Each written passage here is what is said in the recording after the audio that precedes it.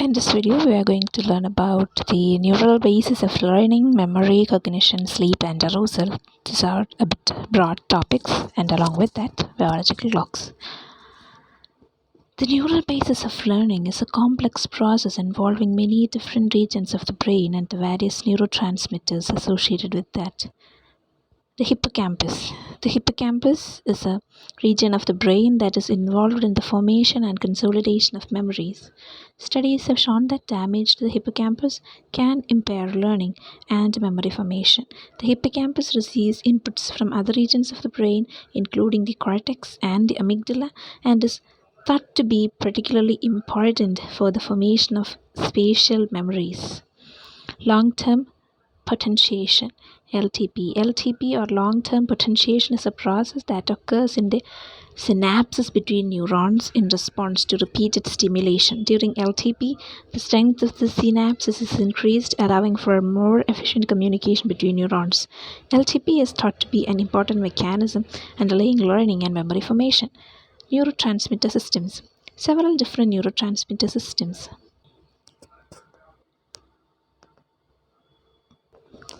in the brain are involved in learning and memory. For example, the neurotransmitter dopamine is important for reinforcing behaviors that lead to rewards, while the neurotransmitter acetylcholine is important for enhancing attention and memory formation.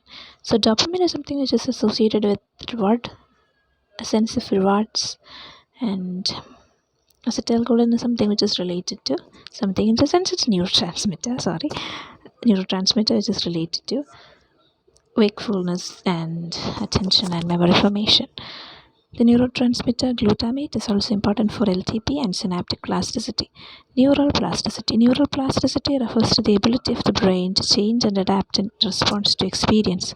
This can occur at both the synaptic level, changes in the strength of the synapses between neurons, and in structural level, like changes in the number of structure of neurons. Neuroplasticity is an important mechanism underlying learning and memory, as it allows the brain to recognize and adapt to new information. Neural networks. Learning is thought to involve the information and strengthening of neural networks or groups of neurons that are connected in special ways. These networks can be thought of as the building blocks of complex behaviors and cognitive processes, and they are thought to be important for the formation and retrieval of memories. Overall, the neural basis of learning is a complex process involving many different regions of the brain and neurotransmitter systems. By understanding the underlying neural mechanisms of learning, researchers can help new treatments for cognitive disorders and other conditions that affect learning and memory. Next, neural basis of memory.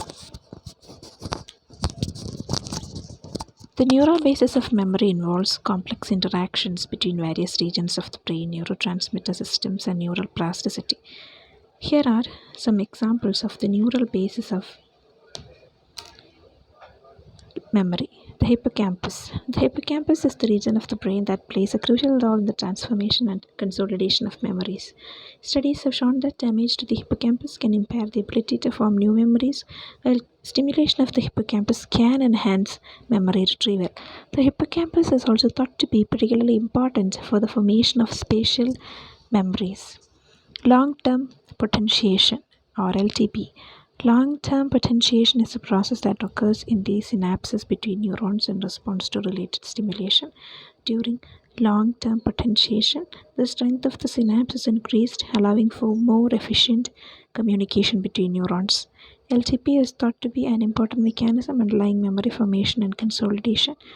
Then neurotransmitter systems. Several different neurotransmitter systems in the brain are involved in memory formation and consolidation. For example, the neurotransmitter acetylcholine is important for enhancing attention and memory formation, while the neurotransmitter dopamine is important for reinforcing behaviors that lead to rewards.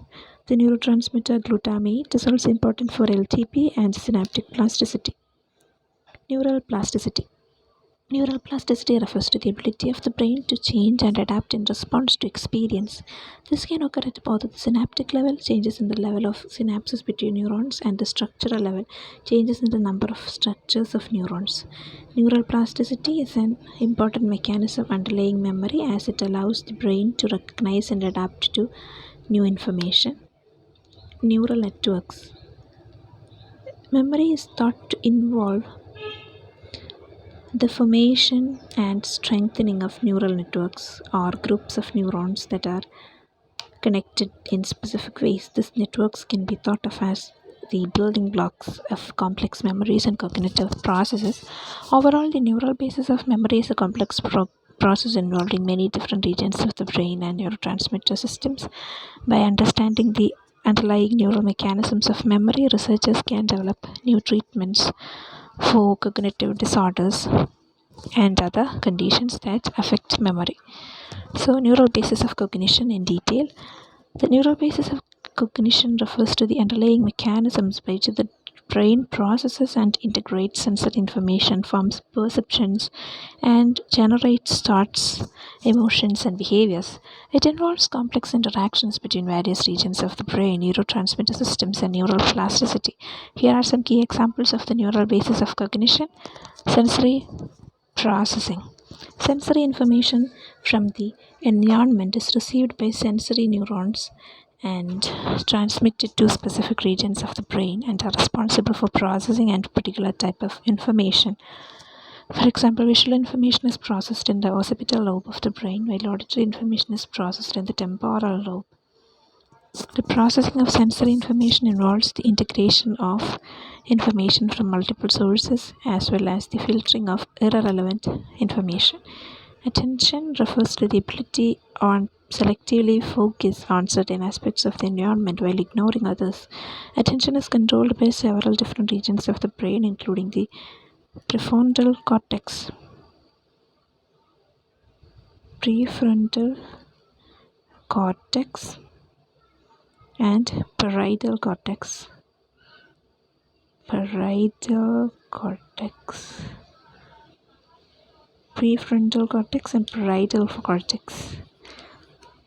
These regions are involved in the selection and maintenance of attention as well as the filtering of irrelevant information. Working memory. Working memory refers to the ability to hold and manipulate information over short periods of time. Working memory is supported by several different regions of the brain, including prefrontal cortex and the parietal cortex. These regions are involved in the storage and manipulation of information as well as the updating of information and working in memory. Long-term memory. Long-term memory refers to the storage and retrieval of information over longer periods of time. Long-term memory is supported by several different regions of the brain, including the hippocampus and the cortex. Hippocampus is particularly important for the formation and consolidation of new memories, while the cortex is involved in the retrieval and integration of memories.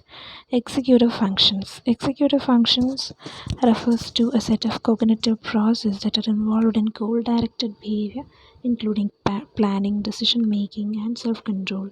Executive functions are supported by several different regions of the brain, including the prefrontal cortex and basal ganglia. Overall, the neural basis of cognition is a complex process involving many different regions of the brain and neurotransmitter systems. By understanding the underlying neural mechanisms of cognition, researchers can develop new treatments for cognitive disorders and other conditions that affect cognition. Next, neural basis of sleep and arousal. The neural basis of sleep and arousal refers to the underlying mechanism by which the brain controls the sleep-wake cycle as well as transitions between states of wakefulness and sleep. The sleep-wake cycle is regulated by several different regions of the brain, including the hypothalamus, brainstem, and thalamus, as well as various neurotransmitter systems such as the monoaminergic and cholinergic systems. There are some key examples like the hypothalamus. The hypothalamus is a region of the brain that plays a crucial role in the regulation of the sleep-wake cycle. It contains several nuclei that are involved in the control of arousal and sleep, including the suprachiasmatic nucleus or SCN, which is the master circadian pacemaker that regulates the timing of sleep and wakefulness. The brainstem. The brainstem is another region of the brain that is involved in the regulation of the sleep wake cycle. It contains several nuclei that are responsible for the production of neurotransmitters such as dopamine, norepinephrine, serotonin, and acetylcholine, which play important roles in the control of arousal and sleep. The thalamus. The thalamus is a region of the brain that acts as a relay center for sensory information. It is also involved in the regulation of the sleep-wake cycle and plays a key role in the transmission of sensory information during wakefulness and the suppression of sensory information during sleep. The monoaminergic system. The monoaminergic system, which includes the neurotransmitters dopamine, norepinephrine, and serotonin, is involved in the regulation of arousal and wakefulness. These neurotransmitters are released by neurons in the brainstem and project to various regions of the brain, including the cortex and the thalamus, where they modulate sensory process and other cognitive functions. The cholinergic system. The cholinergic system, which uses the neurotransmitter acetylcholine, is also involved in the regulation of the sleep-wake cycle. Acetylcholine is released by neurons in the brainstem and projects to various regions of the brain, including the cortex and the thalamus, where it is involved in the modulation of attention, learning, and memory. Overall, the neural basis of sleep and arousal involves complex interactions between multiple regions of the brain and neurotransmitter systems. By understanding the underlying neural mechanisms of sleep and arousal, researchers can develop new treatments for sleep disorders and other conditions that affect the sleep-wake cycle. Researchers can develop new treatments for sleep disorders and other conditions that affect the sleep-wake cycle. Biological clocks in detail, types and explanation with multiple examples. Biological clocks are internal mechanisms that control the timing of various physiological and behavioral processes in living organisms. These clocks are driven by endogenous rhythms that are generated by molecular and neural networks in the body and are synchronized to environmental cues such as light and temperature. There are several types of biological clocks that operate at different levels of organization, ranging from individual cells to whole organisms. There are some examples of biological clocks and their functions. Circadian rhythms. Circadian rhythms are the most well-known type of biological clock and are found in most organisms, including humans. These rhythms have a cycle of approximately 24 hours and are involved in the regulation of many physiological processes such as sleep-wake cycles, hormone secretion, and metabolism. The master circadian clock in mammals is located in the suprachiasmatic nucleus of the hypothalamus, which receives input from light-sensitive cells in the retina and synchronizes the body's internal rhythms to the 24-hour day. Ultradian rhythms. Ultradian rhythms have a shorter cycle than circadian rhythms, typically ranging from a few minutes to a few hours. These rhythms are involved in the regulation of various physiological processes such as heart rate, breathing, and digestion. So that is ultradian rhythm. Next, infradian rhythms. Infradian rhythms have a longer cycle than circadian rhythms, ranging from a few days to several months. Examples of infradian rhythms include the menstrual cycle in humans and the migration patterns of some animals. Infradian rhythm. So that's ultradian rhythm and infradian rhythm. Next, entrainment. Entrainment refers to the process by which biological clocks are synchronized to environmental cues such as light and temperature. For example, the circadian clock is entrained by light-dark cycles, and the timing of the onset of sleep is influenced by the body's exposure to light. So that is entrainment. Entrainment. Molecular clocks. Molecular clocks are cellular mechanisms that regulate the timing of various cellular processes, such as DNA replication and protein synthesis. These clocks are driven by the expression of clock genes, which are regulated by feedback loops involving proteins that activate or inhibit gene expression.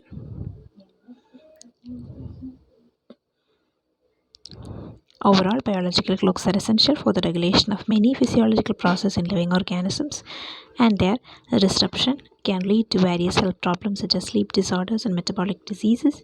Understanding the mechanisms of biological clocks is important for the development of new treatment of these conditions as well as for optimizing performance and productivity in various settings such as shift work and space travel.